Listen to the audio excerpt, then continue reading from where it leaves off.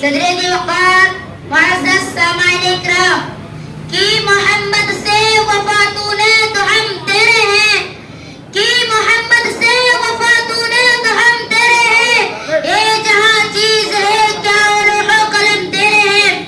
حضرات آج جب کہ پوری دنیا بالخصوص سرزمین ہند آگ کے بھٹی میں سلگ رہی ہے، پوری دنیا ظلم و ستم اور عصیان طغیان کی حکومت تلے کرا رہی ہے، تمام باشندگان عالم خواہ مشرق کا رہنے والا ہو یا مغرب کا، خواہ شمال کا باشندہ ہو یا جنوب کا، مسائل و پریشانیوں کے دلدلوں میں پھنسے ہوئے ہیں۔ ہر کس و ناقص اپنے حال اور کال کے ذریعے شک و گلہ کرتا ہوا نظر آ رہا ہے۔ باپ کو اپنے بیٹے سے شکایت ہے، ماں کو اپنے بیٹی سے شکایت ہے، بھائی کو بھائی سے شکایت ہے، بہن کو بہن سے شکایت ہے، بیوی کو شوہر سے شکایت ہے، شوہر کو بیوی سے شکایت ہے، استاد کو شاگرد سے شکایت ہے، شاگرد کو استاد سے شکایت ہے، محکوم کو حاکم سے شکایت ہے، حاکم کو محکوم سے شکایت ہے۔ کئی ذات پات کا جھگڑا ہے تو کئی اتحاد و اتفاق کا فقدان۔ غرض یہ کہ پوری دنیا میں سوال فصول فی البر والبحر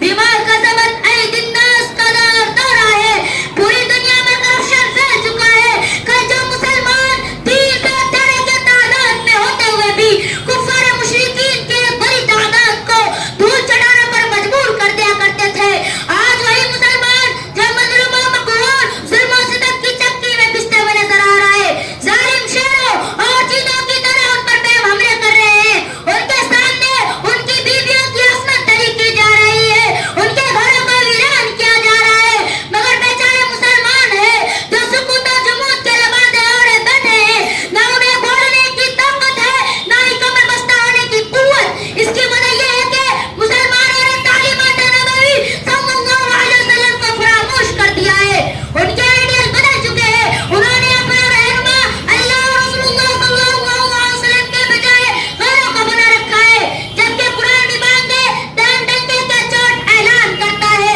لقد کان لکم فی رسول اللہ اسوۃ حسنہ، تمہارے لیے رسول اللہ صلی اللہ علیہ وسلم کی زندگی ایک بہترین اسوہ نمونہ ہے۔ زندگی کے کسی گوشے سے تمہارا تعلق ہو، کسی میں شب حیات سے تم وابستہ ہو، تمہارے اتباع و تقلید کے لیے کامل اسوہ محمد عربی صلی اللہ علیہ وسلم ہے۔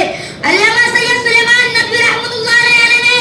ایک مرتبہ تقریر کے دوران فرمایا تھا، اگر تم دولت مند ہو تو مکے کے تاجر اور بحرین کی خزینہ دار کی پیروی کرو، اگر تم غریب ہو تو شعب ابی طالب کے قیدی اور